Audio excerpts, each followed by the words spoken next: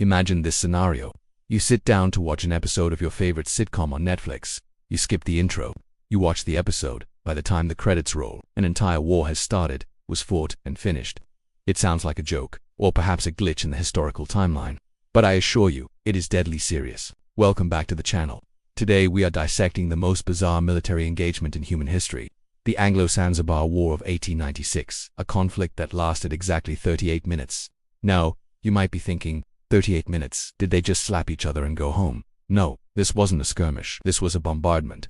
It was an annihilation. It was the British Empire at the absolute peak of its terrifying naval power, flexing its muscles against a sultan who made a very, very bad calculation. But to understand how we got to the 38 minutes of destruction, we have to rewind the clock. Because wars don't just happen in a vacuum, they are built on years of tension, treaties, and greed. This isn't just a story about a short war. This is a story about the scramble for Africa, imperial arrogance, and what happens when you bring a knife to a battleship fight. Let's set the scene. It's the late 19th century.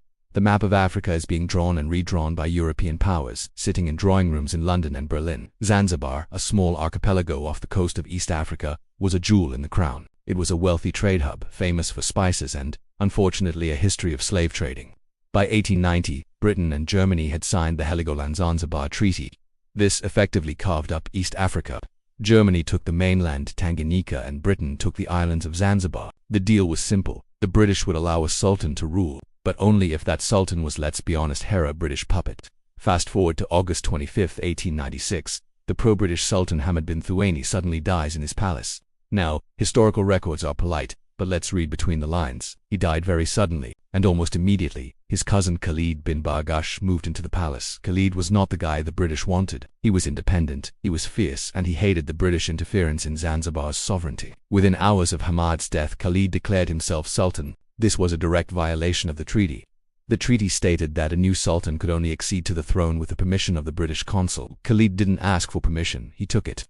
The British top diplomat in Zanzibar, Basil Cave, was not amused. He sent a polite note to Khalid, "Please step down." Khalid's response, he ignored it. Instead, he started arming the palace. This is where the tension begins to spike.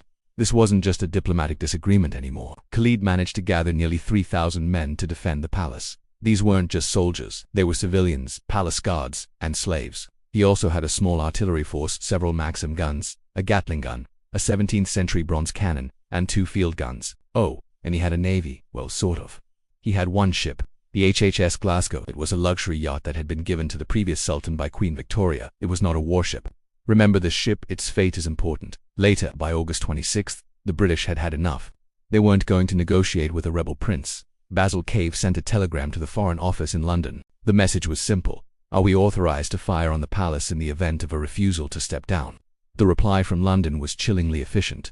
You are authorized to adopt whatever measures you may consider necessary, and will be supported in your action by Her Majesty's government. Do not, however, attempt to take any action which you are not certain of being able to accomplish successfully. That last line is key. Do not attempt action you cannot accomplish successfully.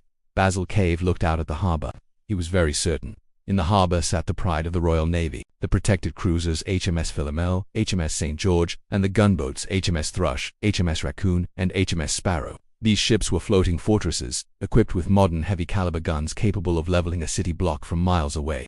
On the morning of August 27, 1896, the sun rose over a silent, tense stone town. At 8 a.m., a messenger from Sultan Khalid arrived at the British consulate. The message read, "We have no intention of hauling down our flag and we do not believe you would open fire on us." This is a classic example of calling a bluff when the other guy is holding for aces. Basil Cave replied, "We do not want to open fire, but unless you do as you are told, we shall certainly do so." The deadline was set, 9 a.m. Let's visualize the scene. It's 8:30 a.m. The British ships have cleared for action. The sailors are at their stations. The guns are loaded and trained specifically on the wooden structure of the Sultan's palace. On the shore, Khalid's 3,000 defenders are barricaded inside. They are aiming their muskets and their few machine guns at the massive steel ships in the water. The disparity in power is almost comical, if it weren't so tragic. 8:55 a.m. The silence is deafening. The only sound is the waves lapping against the hulls of the ironclads.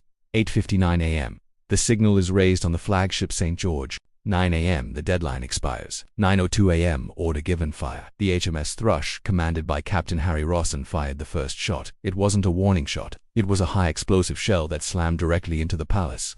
What followed was not a battle. It was an execution.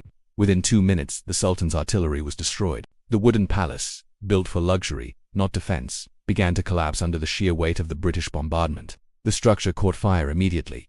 Remember the Sultan's navy. The HHS Glasgow. At 9:05 a.m., the luxury yacht decided to fire its small guns at the British behemoth HMS St. George. The British sailors probably couldn't believe their eyes.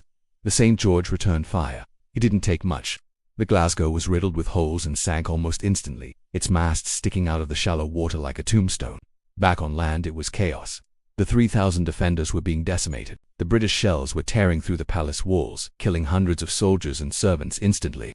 The noise would have been earth-shattering. And where was the brave Sultan Khalid, the man who said, "We have no intention of hauling down our flag"? According to reports, as soon as the first shells hit the palace, Khalid realized his mistake. He didn't grab a rifle. He didn't rally his troops. He grabbed his valuables and ran out the back door. He fled the palace, leaving his soldiers to die, and sought refuge in the German consulate nearby. By 9:35 a.m., the palace was a burning ruin. The shelling had been so intense that the Sultan's flag had been shot away. However, because the flag was gone and the Sultan was gone, there was no one left to officially surrender. The British commanders, seeing no flag but hearing no surrender, hesitated. Finally, at 9:40 a.m., the firing ceased. The war was over. It had lasted roughly 38 minutes. Some historians say 40, some say 45, but 38 is the widely accepted duration of the actual bombardment. The silence that followed must have been haunting. In just those few minutes, 500 of Khalid's men and women were killed or wounded in the British casualties. One single sailor on the HMS Thrush was slightly injured. He recovered. The ratio of casualties is staggering. 500 to 0. The aftermath was swift. The British marched into the town. By the afternoon, they had installed the new Sultan, Hamoud bin Mohammed, who was, you guessed it, This 38-minute war changed the course of Zanzibar's history. It effectively ended the sovereignty of the Zanzibar Sultanate. From that day forward, the sultans were mere figureheads with no real power. It also marked the end of the slave trade in the region, as the British forced the new sultan to abolish slavery immediately, a silver lining to a violent morning. As for Khalid, the Germans protected him for a while, smuggling him out to the mainland. But the British were patient. During World War I, when the British captured German East Africa, they finally caught Khalid. He was exiled to St. Helena, the same island where Napoleon Bonaparte died in exile. He eventually died in Mombasa in 1927. So, what do we learn from the shortest war in history? It serves as a brutal reminder of the gap between courage and capability. Khalid had courage or perhaps arrogance, but he lacked capability. In the face of superior technology and overwhelming force, bravado means nothing. It's also a lesson in the importance of communication. A diplomatic solution could have saved 500 lives. But when egos get involved, logic leaves the room. This isn't by accident. The universe, or the algorithm, brought you here because you need to understand that duration does not equal intensity. You can change your life, or lose everything, in less than an hour. 38 minutes was enough to topple a government and end an era. What are you doing with your 38 minutes today? If you enjoyed this deep dive into history's strangest moments, you need to support this channel. It takes days of research to bring you these scripts, and your support means the world to me. Smash that like button if you learned something new. Comment below.